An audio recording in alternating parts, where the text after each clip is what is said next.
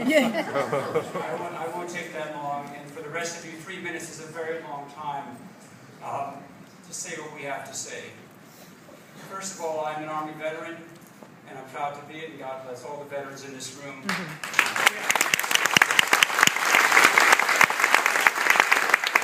Charles Powers couldn't even get in tonight. He's an active duty colonel on reserve, I should say. He's outside with Dr. John Massey, Dr. Pat Mathias. Other physicians, Dr. Gary Littell, could not even get into this room to express their displeasure at what is being allowed to take place. So God bless all the physicians outside.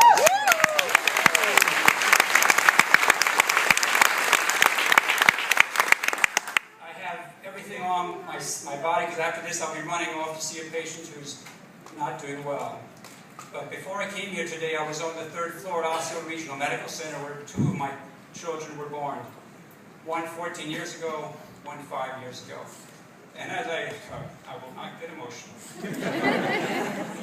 I remember doing my 20-year obstetrical career, God bless Jose, Dr. Hartman, and others who still do, and Dr. Donardis, who still struggle each day in their role as obstetricians to listen to the heartbeat of the children, of the women in labor on the 3rd floor at Osceola Regional. And I walked up there today and I looked out the window and it came to my senses and my realization that across the street, while these women are in labor, there will be innocent human lives, heartbeats being extinguished. If any of you have experienced, and I hope you all have if you have your own children, the joy of listening to the heartbeats of that 12-week-old or 10-week-old child within its mother's womb, particularly in situations where women have been trying for years to conceive. And what a blessing it has been for me to hear those heartbeats, for Dr. Medina, Dr. Fernandez, Dr. Hartman. You know, every patient encounter I have, I say, let me listen to your heart. And right now, today, we are trying, all of us in this room, to listen to the heartbeats of the unborn children of Osceola County, both now and in the future. The heartbeats of those children that will be walking into that clinic. Now, I don't have to belabor the point, and I'd love to spend a lot of time talking about why I'm a pro-life physician, because it's sort of a, what's the term? It should be redundant to say I'm a pro-life physician. I took an oath to preserve and protect human life. All right? I don't think anyone wants a doctor that doesn't care about human life.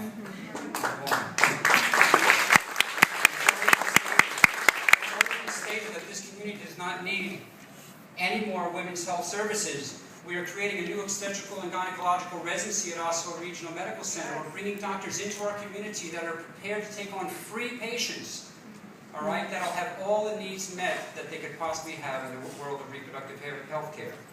I wanted to spend just one more moment about Planned Parenthood, because others will speak. You know, Margaret Sanger was an amazing individual. And who was it just won the Margaret Sanger Award? Last week? Nancy Pelosi, Hillary Clinton. Margaret Sanger once wrote that the most merciful thing that the large family does to one of its infant members is to kill it. That's her handwriting in her own book. She was against large families, and I have met with the head of the International Planned Parenthood Federation, Malcolm Potts from Berkeley, who told me, and spoke right here in Orlando, and said large families are violent, inherently violent. Planned Parenthood has an agenda that is beyond anything anyone in this room has ever envisioned for themselves or their families. It's a philosophy that doesn't go along with anything any of you, Cheryl, Jim, Wanda, none of you agree with the philosophy of Planned Parenthood. I assure you that. Let me just spend 1 minute talking about precedents that are there for this city and this county that you might consider before you say you can do nothing, all right? The county has said for a while, they said no to a funeral home going up to McDonald's. The city in the past has said no to a cemetery going up next to businesses. As we sit right now, I have a physician who tried to get a license in the city of Kissimmee, who initially was banned because he had a license to dispense narcotics. And the city has put a ban on pain clinics in the city limits. There are precedents for saying we do not need these services in the city of Kissimmee. And don't tell us otherwise, because we're